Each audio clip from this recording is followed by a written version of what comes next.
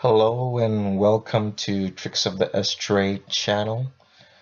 Today is the 19th of February 2017, and today's video is part 2 of Beyonce, the gender trade. So before I start, as I usually say, I'm not against anybody being a transgender, right? What I'm against and what I am exposing is the organized system put in place to take children before they can reach the age which they can make a choice for themselves, right? To live, right? In a sex that they want to, that choice is taken from them. They are forcefully castrated, mutilated, fed hormones, and forced to live in a gender that's not their birth gender. Now, as I've always said, if you've watched the part 1 of this video already, we have talked about that already. And as I've always said, the people who are the hams of this is the Vatican. All right. Now, when people come in contact with the truth, it serves like it's like a shock. It's too shocking for you to be able to accept it, right? So why am I saying that? It's because of the fact that your whole life, our lives have been built on lies. And so we're used to the lie. We've accepted the lie as a fact, as the truth. And so when you come in contact with the truth, it's like something you can't understand, even with all the facts being presented to you. All right? With all the facts presented to you beyond reasonable doubt, you will still choose not to accept it. But that's on you. It's not gonna be on me because I found out the truth and I'm gonna stick with it. Now, the reason why this show is about Beyonce in part 2 is because, a lot of people watch this light show of the Grammys, which you can see right now on my screen. And they'll say, oh, yeah, we did see Beyonce's baby bump, but it was a light show. And they'll say, oh, no, we saw she was pregnant with a baby bump. Duh, that was a light show. How can you be so, are you that simple to be deceived? So, like I said, right, the truth is sometimes very difficult to accept. So it's gonna be like that movie that you've watched, with it's called A Few Good Men. It's starring Jack Nicholson and Tom Cruise, in which in which Tom Cruise says, "I want to know the truth," and Jack Nicholson says, "You can't handle the truth," So that is what we face with. So I'm here just to present some more facts to you that Beyonce has never ever been pregnant because she's been a dude all along. Now, one of the things that makes it very, very difficult, because like I said, is the Vatican that controls everything. They control the economy, most importantly, because without being in control of the economy, they can't do what they're supposed to do. Because the way to make you bow down to the New World Order is to make sure that they control the economy and control the money you have. So they can force you to do stuff that you wouldn't do out of your own consent. So another thing they control is the education system. And like I always tell people, real education is not indoctrination, because what we are taught in schools is indoctrination and not education. All right. Indoctrination means just repeat what I'm telling you and believe what I'm saying and don't ask any questions out of the norm. That's what indoctrination is. That's what we're taught in schools, and we are told that it's education. Just repeat what I'm saying, believe that it's true, don't ask any logical questions. We can have space for some stupid questions just to know that you do understand what you're saying by repeating it. Does it make sense? And that's what we're being taught in schools as education, but it's indoctrination. So here on this channel, what we try to do to you is to educate you. So like I always recommend, if it's the first time you're on this channel and watching a video of ours, I would recommend that you download the document that's attached to this video, we'll attach a document that will show you the visual differences between a male and a female. So attach that document. Look for the primer video on this channel, right? Get to the primer video and watch that first. Watch also the Zayn Malik video and the Marilyn Monroe video. You can watch the Beyonce part 1 before you watch this one, so we'll give you like a basic foundation. So before I go further, right, I just want to say, I want to show you a little bit of timeline in history that can clear a lot of things up, all right? Now, people always say that maybe you've heard this a couple of times when they tell you that the Illuminati, right, runs the world, which is technically correct.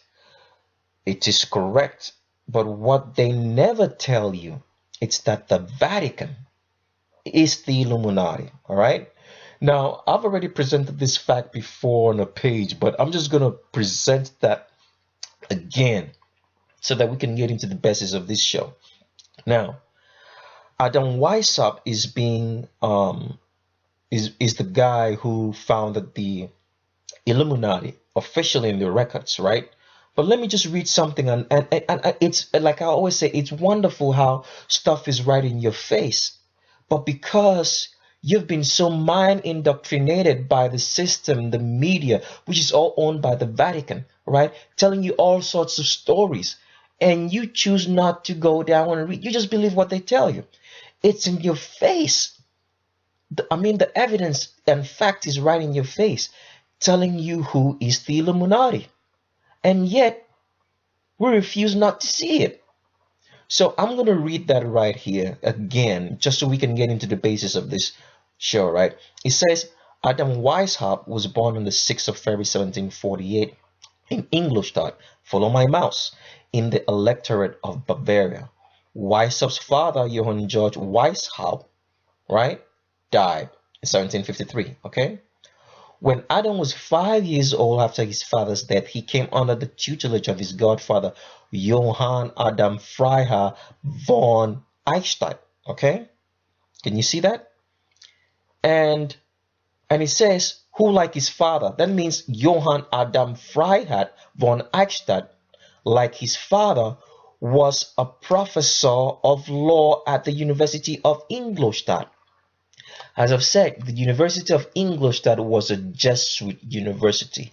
Once you see the word Jesuit, it means the Vatican. It means the Roman Catholic Church and its hierarchy, right? So just like the University of Georgetown in America, which has produced most of the presidents since I would say, I don't know, from whenever the inception of Georgetown University came into being, has produced most of the presidents and the political appointees who run the United States of America. So was the University of Ingolstadt in Bavaria at that time, which is present-day Germany. Now let's keep on reading.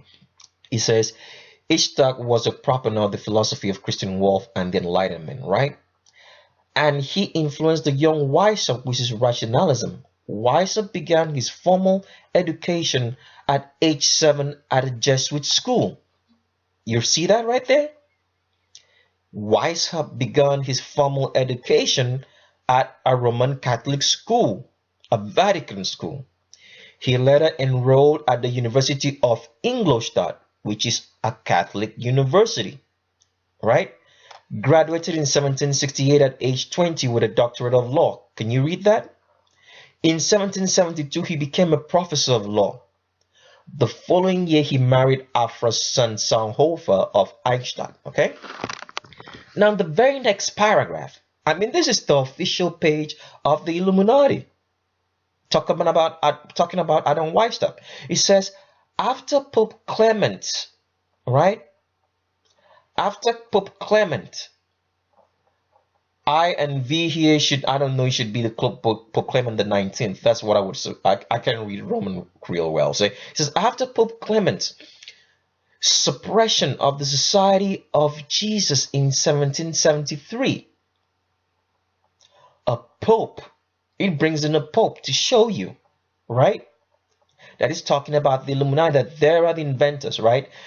They have the university which Weishaupt trained it, They have the school that he went to as a young kid. His father was a professor at the University of Ingolstadt, right? And so was his godfather, Johann George Weishaupt, all right? Let's keep reading. Weishaupt became a professor of canon law, a position, see that again, a position that was held exclusively by the Jesuits, exclusively held by the Roman Catholic Church. You had to be someone who was in the Roman Catholic Church to hold that position in that university. I'm not going to read any further. The Vatican gave him the tools. They gave him the training. They gave him everything to make sure that he would found a principle on which they could rule the world. Because why? During the Reformation, the Protestant Reformation, because a lot of Christians don't even know what it means to be Protestant anymore, right?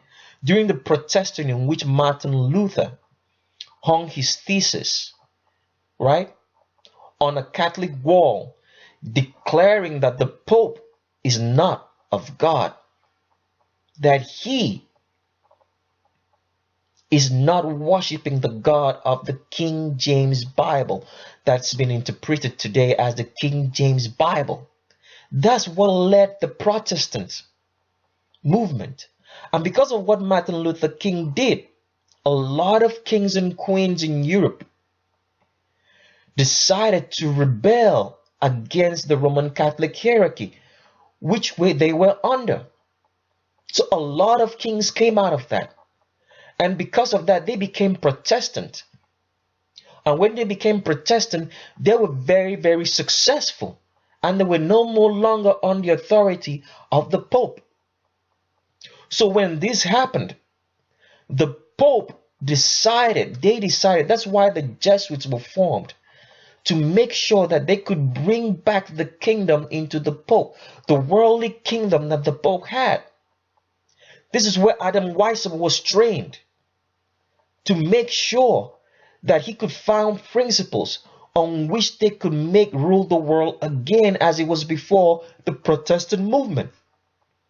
Now, this is not going to be history that you're taught in schools, in books, or in your churches, because the churches are on the Roman Catholic doctrine. They're preaching the Pope because they have this 501c3 thing, which gives them a tax-exempt status in which they can't talk about politics or anything related to that. Otherwise, their tax-exempt status will be taken away from them. So that's why you don't hear this. And then also, most of the people who call themselves pastors, like I said, when you see someone on TV, you can't trust that person. He's not working in your own interest. He's working in the interest of his own interest or the system itself, which is run by the Vatican. Like I said, if you happen to see me on TV, please don't listen to me anymore. All right? Because like I've said before, there are only two types of people who see on TV. People who run the system, the people who are working for the system, or the second type of person is a person who's been made to be a scapegoat. That means he's been an enemy of the system, and they want to show a perfect example as a warning to all others: do not do this anymore. All right? So most churches will never preach this to you because they are under the law, which will take their tax exempt status away from them. It's called 501c3. If you don't know about it, I'll just show you on the screen right now. All right? It's here from the IRS. This is an IRS website. You can just pause this video at any time and read that. As you can see right here, it will say to be tax exempt under the section 501c3 of the Internal Revenue Code. An organization must be organized and operated exclusively for exempt purposes set forth in the section 501c3, and none of its earnings may inure to any private shareholder individual. In addition, it may not be an action organization. What does that mean to be an action organization? You must not talk about the system. You can't talk about the system. That's exactly what those words means. Action organization. And he says that is, it may not attempt to influence legislation as a substantial part of its activities, and it may not participate in any campaign activity for or against political candidates. Can you read that? Highlight on the screen, right? So the question is, what is a 501c3 organization, all right? Now let's take a look. We'll just find that out, all right? 501c3, all right? Wiki, all right? You can see that on my screen now as I'm typing. We go to 501c organization, right? Okay, and we scroll down and we see 501c3 here, and we can see, I won't just click on this, but you can highlight. It says religious, educational, charitable, right? I'll just stop right here, religious, to show you anything that has to do with Christianity, so-called Christianity, all right? So with that said, I want to show you a brief history as well. So Adam Weishaupt, I want you to follow the timeline here, right? In 1776, May 1st, Johann Adam Weishaupt founded the Illuminati.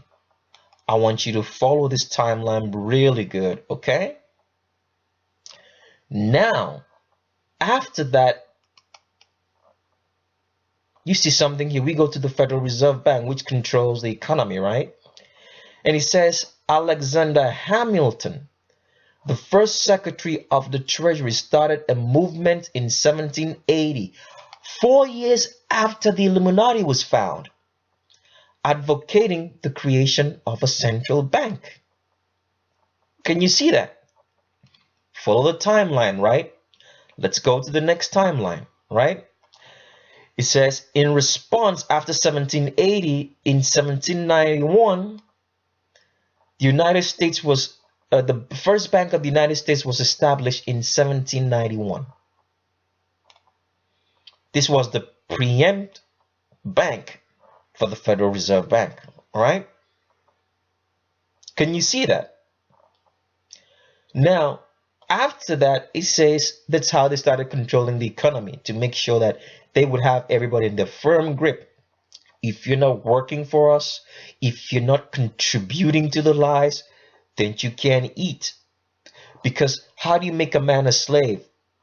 The first rule of all slavery is that you take land away from the people. Prior to this, all land was owned by individuals and monarchs. People were defined by how much land they had.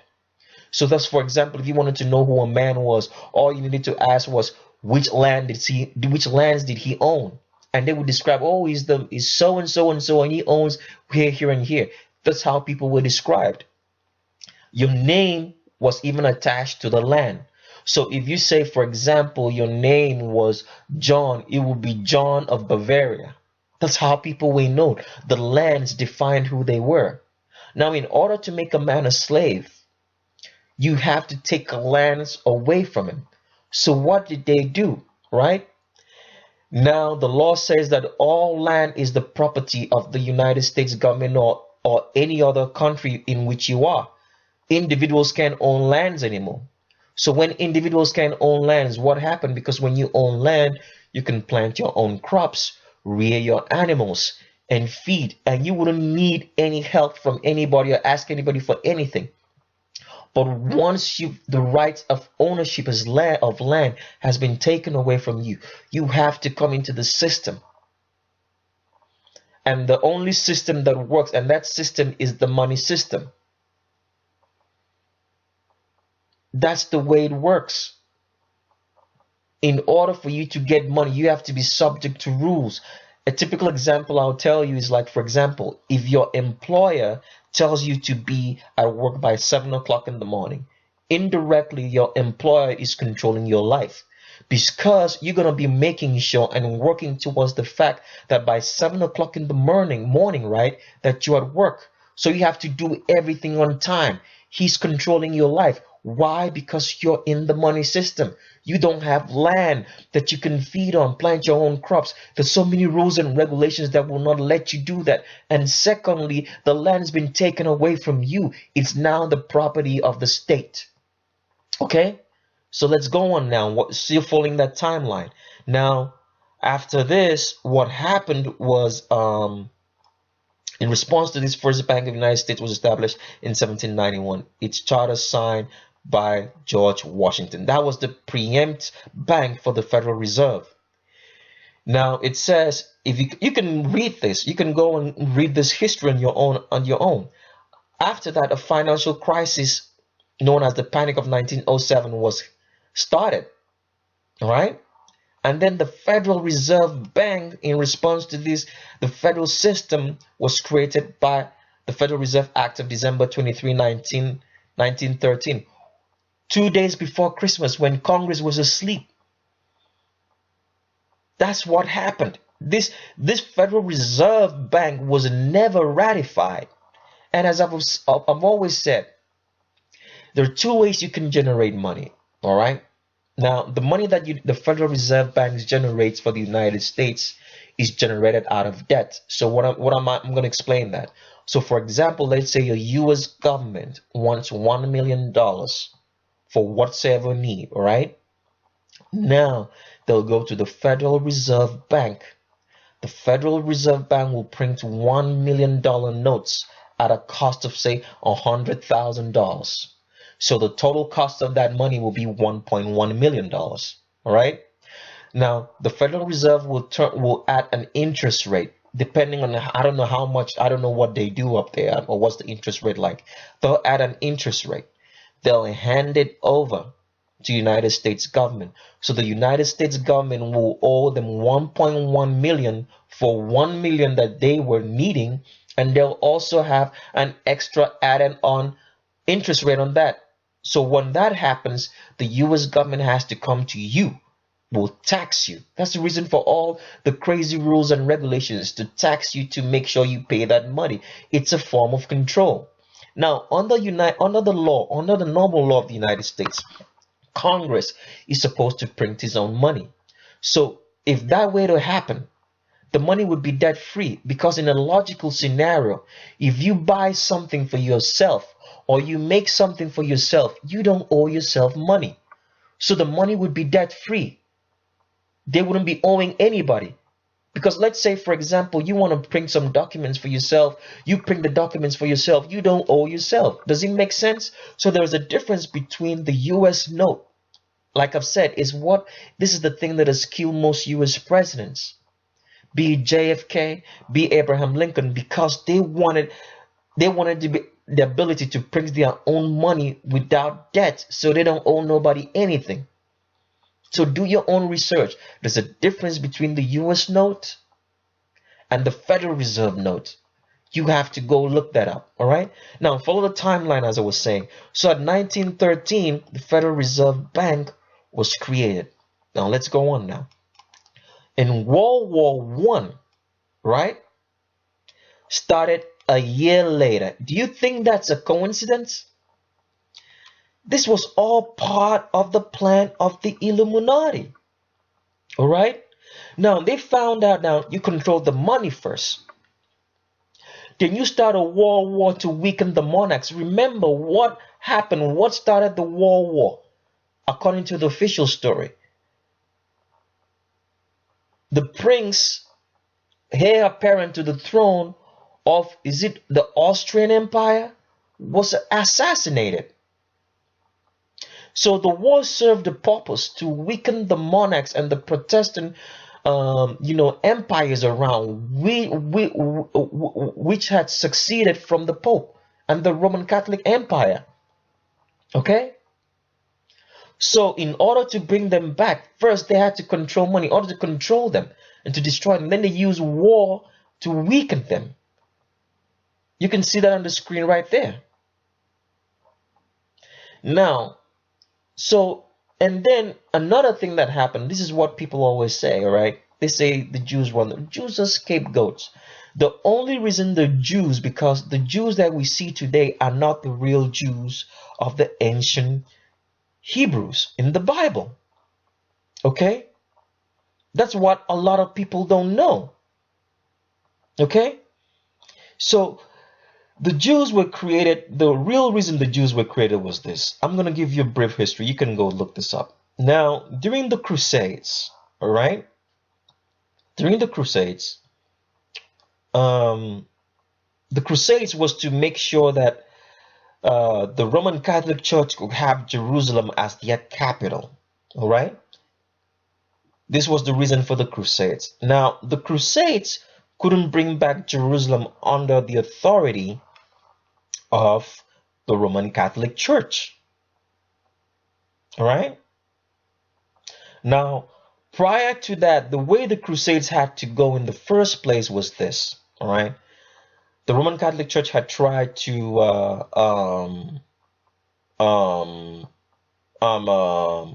take over Jerusalem, and it didn't work because the Arabs were there.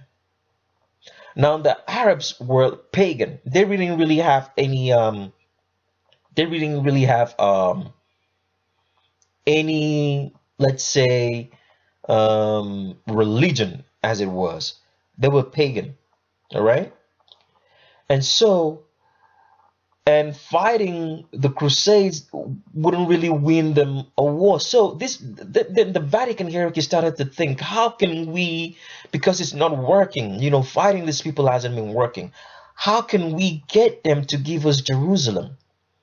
So they invented, you know, Islam, right? So because the Arabs had known that according to the Bible, they were the children of Ishmael.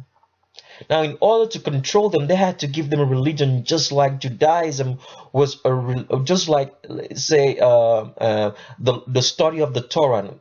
I'm going to use the right terms now, terminology. The study of the Torah was what the Israelites, the ancient Hebrews, had, right? Okay. Now, so the ancient Hebrews at this point in time were still fighting, even after, you know, the destruction, fighting to still keep a hold on Jerusalem. And then you have the Roman Catholics also trying to fight to have Jerusalem, and the Arabs were fighting as well, and the Arabs were much more plentiful in number, all right? And this war wouldn't work, and they were pagan. So in order to control them, they had to create some sort of religion, because people get unnecessarily attached and, you know, and fanatic when they have a god. So they sent somebody to train a young man. That young man was Muhammad. All right. Muhammad's they were given some clerics, and then Muhammad was made to marry a nun. His wife was called Khadija. All right. She was a Roman Catholic nun. All right. So when this happened, okay, when this happened, I just want you to listen to my story, okay? When this happened, when this happened, Islam was formed. So when Islam was formed, the deal was when Muhammad gets in control of the Islamic of the Arabic community, all right, and he wins, all right, and he wins and takes over control. He was supposed to hand over Jerusalem to the Roman Catholic Church. That was the deal. Okay? So now, prior before Muhammad couldn't broker that deal, Muhammad died. So when Muhammad died, he told this story, right, to the hierarchy or the people around him who were supposed to lead the Arab world as Muslims. But when he died, something else happened. That's where you have the Sunni and Shiite Shite, differences in Muslim, because the Sunni believe that clerics, people who have the authority, who are learned, should rule over them. The Shiites believe that it has to be somebody who was like a descendant, a direct descendant from Muhammad himself as his son. So when this happened, these people were when Muhammad died, the deal renegated. All right, these guys didn't give over Jerusalem anymore to the Roman Catholic Church, to the Vatican. So now what happened was that Rome, since then, have been trying to get back at Jerusalem, to get back that country, the seat, because the seat of the New World Order, the authority, the seat where they would run the world when it's all done, when they have everything in his grasp and his control, was supposed to be from Jerusalem. So now when those leaders, when this split happened after the death of Muhammad between the Sunni and the Shiite, these guys renegated on the deal, and they said they didn't want the Roman Catholic Church anymore. So they started to attack Rome.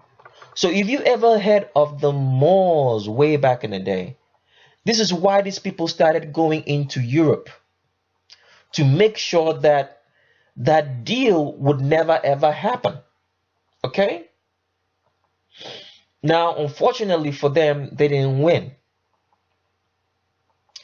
So, and then when they didn't win, Rome was now on a vengeance against the Muslim world. So when you see all the problems in the world and they're attributed to Muslims, is because the Muslims do not wish, they do not agree, especially not the hierarchy, because the hierarchy they can broker deals with the hierarchy, but the people itself, the lower base people who don't understand that Roman Catholicism and Islam is the same thing. Like I've always said, they worship with the same prayer beads, whether it be prayer beads or the rosary. They worship the same saint or whatsoever called Fatima, right? So they don't understand that. So that's why there is anger against the Muslims today, because they didn't give them Jerusalem, and they're still not willing to give them Jerusalem till today. All right? So the Vatican had to find another way to get back to Jerusalem. So that's why they invented the fake Jews and brought them back under the guise, right? They instigated the First World War. The World War served two purposes. One, to weaken the monarchs who had succeeded from the Roman Catholic Church, right? And then two, to make the Jews to be hated, to kill enough Jews such that fake Jews, such that they would want to go back to find a land for them, give them the premise to find Israel. So that is what really happened. Okay?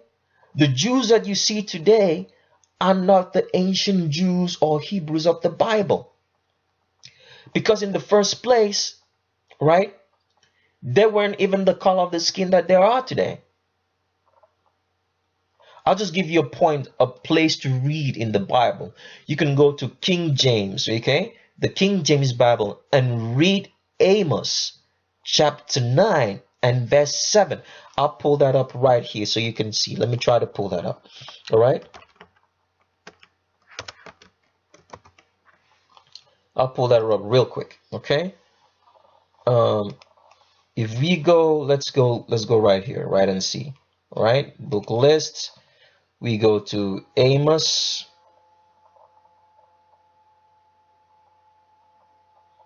I'll just give you this portion. There is so many other places you could read about it. Amos, and we go chapter 9, and we go to verse 7. I'm going to highlight that right here. Please only look, all right? Now, this is a wrong, New International Version, I thought as well. Let's go to King James, because he will say it properly, so you're not confused, because a lot of these Bibles, I don't know what they are reading on an interpretation in that. All right, okay? So Amos chapter 9, right, and verse 7. Can you see that right here? Highlight on my screen, right? He says, I'll just read it. It says, "Are ye not as children of the Ethiopians unto me? Here the Bible's it's likening the children of Israel as Ethiopians. And what color are the Ethiopians today? They still remain the same color. They haven't changed. They're black. Black in skin color. That technically shows you that the people that you're looking at are not the real Jews. They're not Hebrew. Right?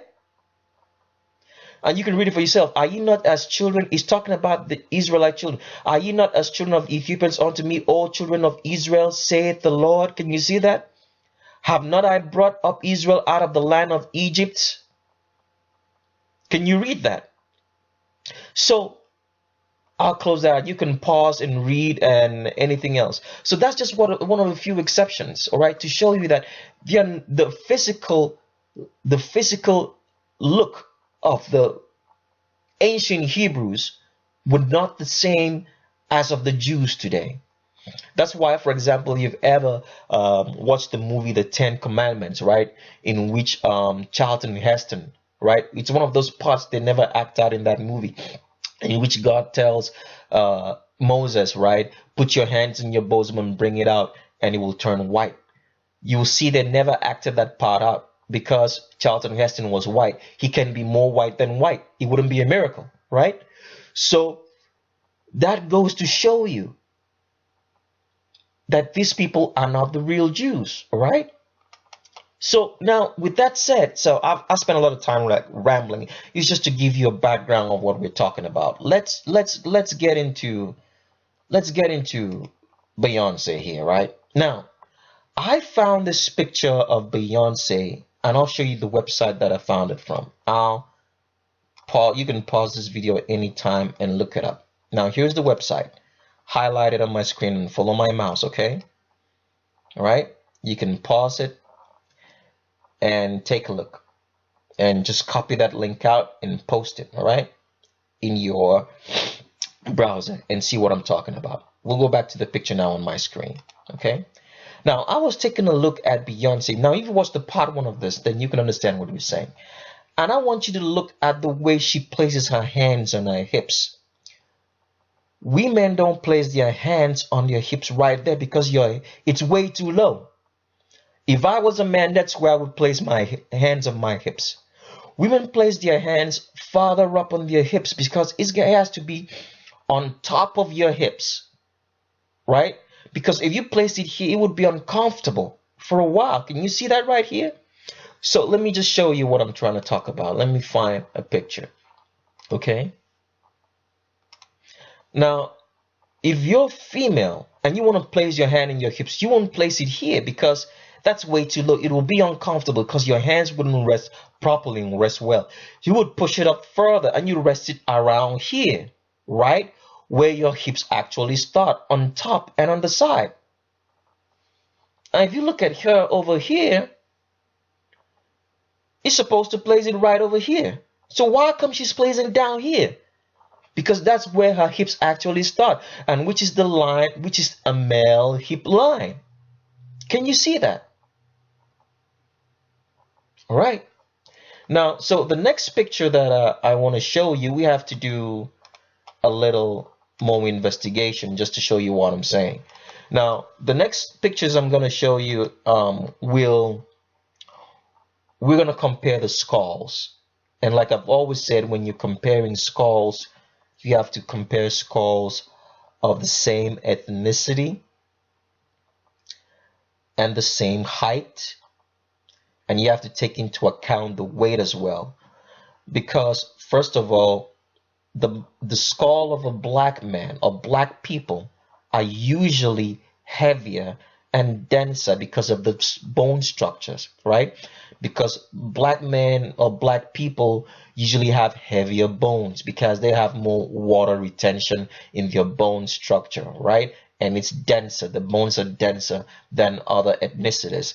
So when you're comparing skulls, you have to compare skulls of the same ethnicity, like for like. Does it make sense? And you have to take account of the height of the person and the weight. Because if somebody is fat, when you're looking at the person visually, right, he's gonna have more, he or she's gonna have more fat in the face, so we'll give the appearance of the fact that the skull or the brain or the skull is much more bigger than what it's supposed to be. So you have to take into account those differences.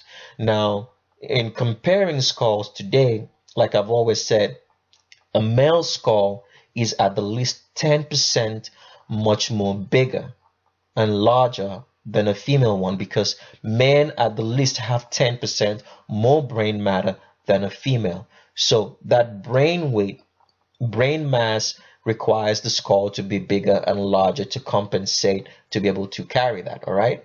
So we're comparing skulls today, and you're going to be comparing Beyonce's skulls with the skulls of some people in in the picture that I'm going to show you, who are considerably of the same height and almost the same weight. Okay, so we'll be comparing a skull with the skull of Rihanna, which we know for a fact is a woman, and we'll be comparing her skulls to that of Meek Mill and Jay-Z in this picture. So I want to show you the heights first so you can understand what I'm saying. Now, if you're looking at my screen right now, you'll see that Jay-Z's height is 6'2", right? So we'll take on Meek Mill, all right? Meek Mill height, all right? Meek Mill is 6'3", all right? Can you see that on my screen? Okay. Now we'll look at Rihanna height, okay? On my screen, you see she's 5'8", okay? Can you see that? Now we'll do last the person in question, Beyonce height, all right?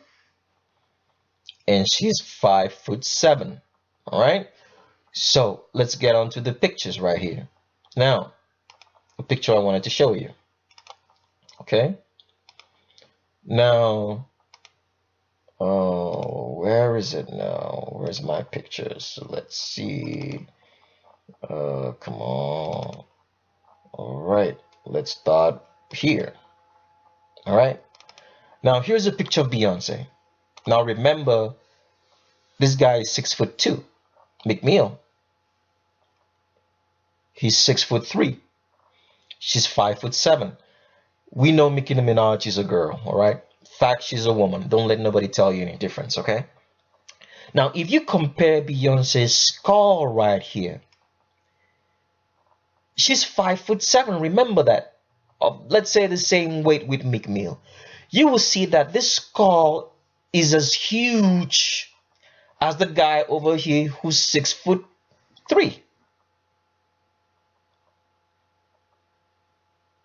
Showing you that her skull is comparable to that of a man. As you can see, the skull is larger than that of Nicki Minaj right here. Can you see that? And it's almost as big as Jay-Z's skull, showing you that she's male. Okay? Now, let me show you another picture with Rihanna. Rihanna, remember when we checked her height, she was 5'8", and Beyonce is 5'7". Okay. Now let's take a look at the heads right here. She is 5'7". Remember, when you're comparing skulls, they have to be of the same height and almost the same weight. You have to take account of that. They also have to be of the same ethnicity. That means you're going to compare black skulls with black skulls. If you're going to compare Caucasian skulls with another Caucasian, and maybe Arabic with Arabic, that's how, so you can find the differences. And like I've always said, a man's skull has to be at the least 10% larger than a female one. If you compare the skulls right here, you will see that Beyonce's skull is bigger than Rihanna, and she's shorter than Rihanna. Rihanna is a female, and you're looking at a male over here. All right. Now, some more pictures that's going to be very, very glaring because of all the headgear and everything else here. It might look very, very funny to you. Take a look again. Whose skull is bigger amongst the two? She's 5'7". She's 5'8". In a normal sense, if they were both female, Her head should be larger than this head over here. You can pause this video and look again. But as you can see, the head over here is larger than this, showing you that this is male at 5'7". All right? Okay, another picture. Let me show you one more.